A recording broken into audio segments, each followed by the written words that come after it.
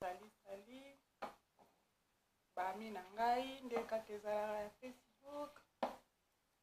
oza kolukanga mingi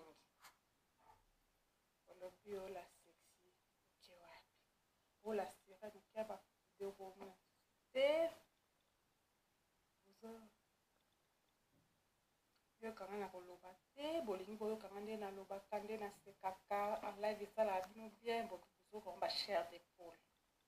esuki wana te bolobi ke non o la sirène la sexy de sexy mabele kano ayoki merci misuki wana kaka bino bolingi esuki wana te bokontinue bobi ke non mabele oyo ifo kosibana siko bosiba bino ma franchement bapesi nana o bolobi ke non na la sexika o ebo ekomi so likambo ya boye ezalaki likambo ya Facebook est-ce que ezala définition yango ezalaka yaka amitié bavardage tosololi ok bafacebook baolinga osolola te nge ekoma kaka la sexi posa bafacebook akoti na inbox bango la sexi posa posango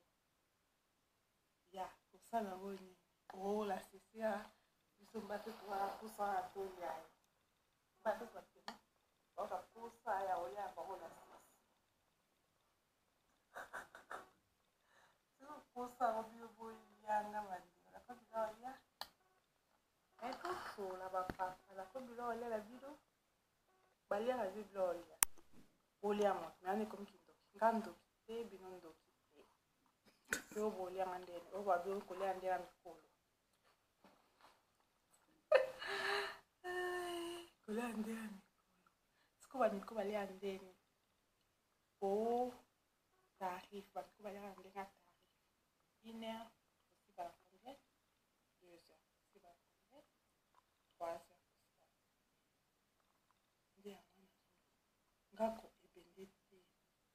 naka motu na mai na makia papa naloba bino kabisa 2 heures 3 heures ala sexy soko olingi ozwa 1 seconde 2 seconde 3 seconde okani bino bobito wana bokwate seconde eleki moke bino kozango tia molai 2 heures 3 heures botondi la sexy kitoko mama eza ya koyinda moto epela sikoyo yango nga nalobi boluka binoka moto mosusu na Facebook oyo bino bokozwa 2 heures 3 heures po ngai sexy la sirène nakokoka nanga